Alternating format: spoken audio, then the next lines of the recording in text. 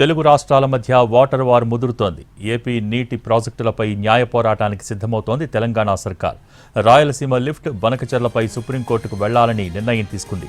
Krishna, Godavari నదులపై AP ప్రభుత్వం ప్రతిపాదించిన రాయలసీమ ఎత్తిపోతల పథకంతో పాటు బనకచెర్ల ఎత్తిపోతల పథకం నిర్మాణాలపై సుప్రీంకోర్టును ఆశ్రయిస్తామని మంత్రి ఉత్తమ్ కుమార్ రెడ్డి తెలిపారు.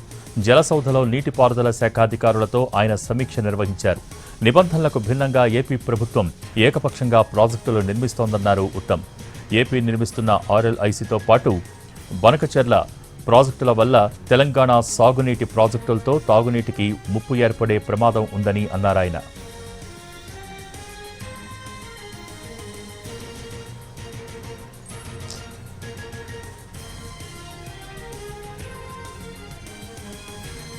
నీటిపారుదల స్టాండింగ్ కౌన్సిల్ సభ్యులతో పాటు అడ్వకేట్ జనరల్తో త్వరలోనే ప్రత్యేక సమావేశం నిర్వహించి గోదావరి, కృష్ణా నదుల్లో తెలంగాణకు న్యాయబద్ధంగా రావాల్సిన వాటాను కాపాడేందుకు సుప్రీంకోర్టులో కేసు వేస్తామన్నారు.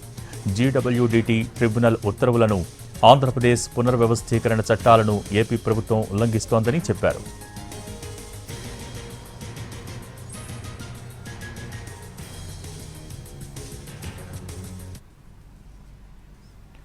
కంచగచ్చిబౌలిని ఎకో పార్కుగా మార్చాలని తెలంగాణ మంత్రులు సీఎం రేవంత్ రెడ్డి ముందు ప్రతిపాదన పెట్టారు.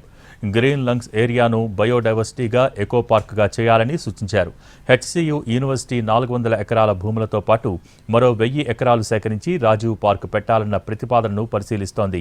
రాజీవ్ పార్కును ప్రపంచంలోనే అతిపెద్ద అర్బన్ పార్కుగా తీర్చిదిద్దాలని భావిస్తోంది. ఇందులో బర్డ్ పార్క్, సీతాకోకచిలుకల కోసం గార్డెన్, విభిన్నమైన ప్రత్యేకమైన పూల తోటలు ఏర్పాటు చేయాలని ఆ ప్రతిపాదనలో ఉంది. అలాగే open air gyms, walking, cycling tracks కూడా ఏర్పాటు చేయవచ్చని మంత్రులు చెబుతున్నారు.